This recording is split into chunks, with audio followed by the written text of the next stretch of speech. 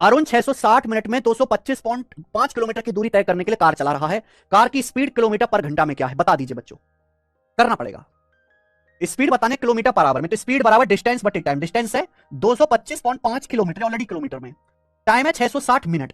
Minute को अगर घंटे में बदलना है तो 60 से भाग दीजिए। 660 को 60 से भाग देंगे 11 घंटे।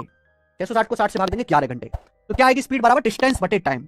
तो ये 11 दूनी 22, 0.11 पंजे 55, 20.5। तो 20.5 किलोमीटर पर आवर। पी और क्यू के बीच की दूरी 720 किलोमीटर है। एक ट्रेन पी से सुबह 6 बजे निकलती है और 20 मीटर पर सेकंड की स्पीड से चलती है। ट्रेन रास्ते में 1 घंटा 30 मिनट यानी कि 1.5 घंटा रुकती है। ट्रेन क्यू पर किस समय पहुंचेगी, बहुत बढ़िया।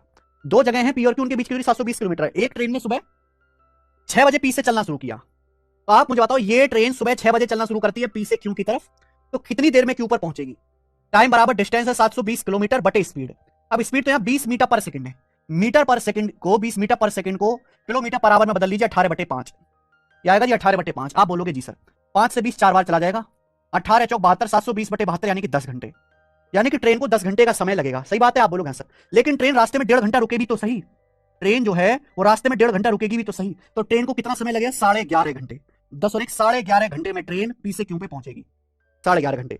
अब आप मुझे बताओ अगर ट्रेन सुबह 6 बजे निकली है तो 11.5 घंटे में क्यू पर पहुंचेगी, तो कितना समय लगेगा मेरे भाई। 6 बजे में 11.5 जोड़ूंगा, 6 बजे में 12 घंटे जोड़ूंगा तो शाम के 6 बज जाएंगे। 11.5 घंटे, आधा घंटा पहले 5:30 बजे, शाम को 5:30 बजे क्यू पर पहुंचेगी। आंसर इस सवाल का डी ऑप्शन आएगा, डी। 5 बजे नहीं है संगीता, आंसर 5:30 बजे है। 1 घंटा 30 मिनट यानी कि 1.5 घंटा जोड़ेंगे भी तो सही।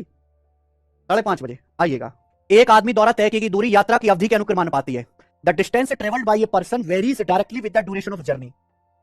यानी कि डिस्टेंस जो है मेरे प्यारे भाई, एक आदमी की द्वारा चली गई जो डिस्टेंस है वो टाइम के, समय के अनुक्रमानुपाती है। हमने रेशियो में पढ़ा इस लैंग्वेज को। The distance travelled by a person varies directly with the duration of journey. यानी कि कहना चाह रहा है कि आदमी जितने ज्यादा समय तक जर्नी करेगा, जितने ज्यादा समय तक चलेगा, ट्रेवल करेगा, उतनी ज्यादा डिस्टेंस जाएगा। Distance is directly proportional to time बोला, इसका मतलब जो रेशियो डिस्टेंस का होगा, जो रेशियो डिस्टेंस का होगा वही रेशियो टाइम का होगा। बोला एक आदमी 7 घंटे में 378 किलोमीटर जाता है, 918 किलोमीटर कितने घंटे में जाएगा। तो 378 किलोमीटर गया आदमी 7 घंटे में, 7 आवर्स में।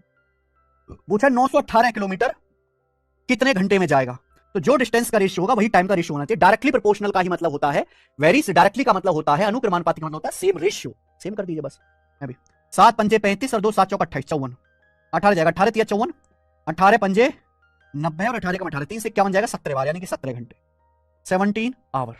मुझे लगता है मेरे भाई समझ पाए हैं, डी ऑप्शन।